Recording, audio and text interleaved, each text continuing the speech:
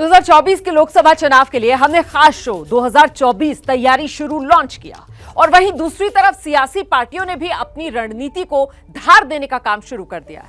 अच्छा, 2014 से 2019 की हर चुनावी लड़ाई की राजनीति में केंद्र में श्री राम थे और अब राजनीति के केंद्र बन गए हैं हनुमान। देश की दो सबसे बड़ी पार्टियां यानी कांग्रेस और बीजेपी इसी को ध्यान में रखकर अपनी रणनीति बना रही।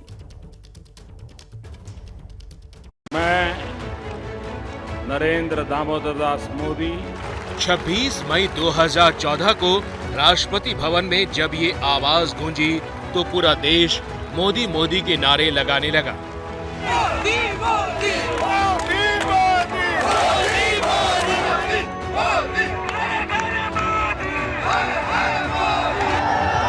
और अब 2024 में भी बीजेपी इसी चेहरे पर चुनाव लड़ने की तैयारी में है, लेकिन इस बार बीजेपी ने देश के माहौल को देखते हुए अपनी रणनीति का केंद्र श्री राम की जगह राम भक्त हनुमान को बनाया है।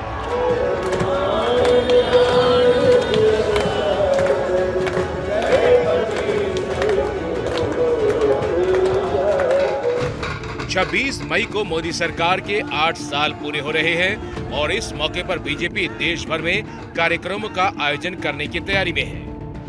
कार्यक्रम के लिए बीजेपी अध्यक्ष जेपी नड्डा ने 12 सदस्यों की टीम बनाई। लाभार्थियों, युवाओं, पिछड़ों और अनुसूचित जाति के लिए अलग अलग सम्मेलन होंगे। 26 मई को मंदिरों में पूजा पाठ और यज्ञ का कार्यक्रम भी किया जाएगा।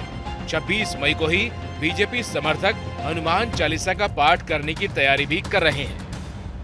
26 मई को माननीय प्रधानमंत्री जी प्रधान सेवक के रूप में अपने 8 वर्ष पूरे करने जा रहे हैं।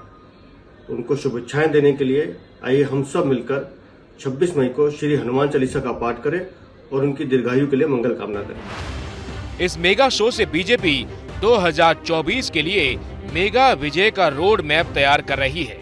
जिन बूथों पर बीजेपी की पकड़ कमजोर है, वहां पार्टी खुद को मजबूत करने का काम करेगी।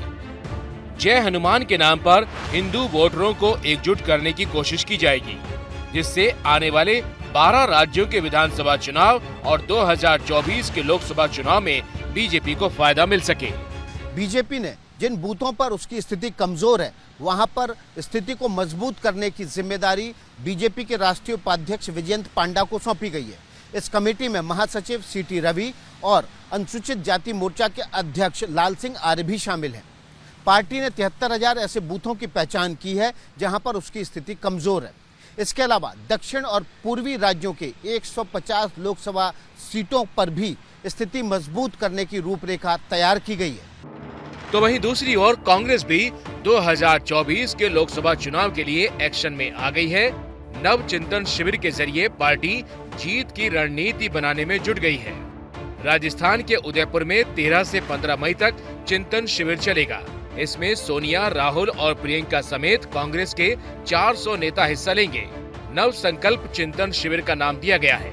पावर्ड एक्शन ग्रुप 2024 है, तो आज से 2024 के लोकसभा के चुनाव तक ये ग्रुप कांग्रेस पार्टी में कार्य करेगा राजनीतिक चुनौतियों से निपटने के लिए। इस चिंतन शिविर की योजना कांग्रेस ने 2024 लोकसभा चुनाव को केंद्र में रखकर की है। इसके लिए पार्टी अध्यक्ष सोनिया गांधी ने 6 कमेटियां बनाई हैं, जिनकी कमान मल्लिकार्जुन खड़गे, पी चिदम्बरम, मुकुल वासनिक, सलमान खुर्शीद, भूपेंद्र सिंह हुड्डा और राजा वड़िंग को दी गई है।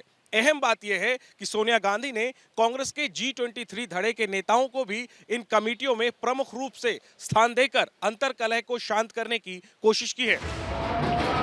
अब जरा इंदौर की ये तस्वीरें देखिए। चुनावी राज्य मध्य प्रदेश में सड़क पर हनुमान चालीसा का पाठ किया जा रहा है।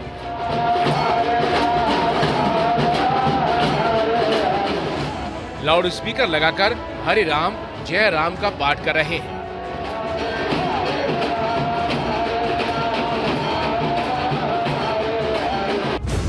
और एमपी में कांग्रेस लाउड स्पीकर पर हनुमान चालीसा के पाठ वालों के साथ खड़ी नजर आ रही है। पाठ जरूरी है, मैं भी रोज करता हूँ।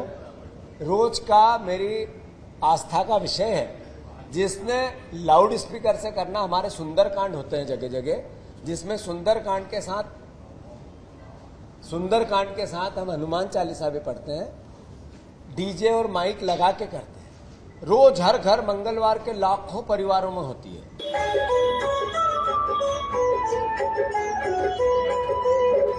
लोकसभा चुनाव में करीब 2 साल का वक्त है, लेकिन उससे पहले 12 राज्यों में विधानसभा चुनाव है और देश में हनुमान चालीसा पर जो सियासी गूंज सुनाई दे रही है, उसको देखकर तो यही लग रहा है कि 2024 के चुनाव में जय हनुमान के नाम पर ही सियासी घमासान होगा।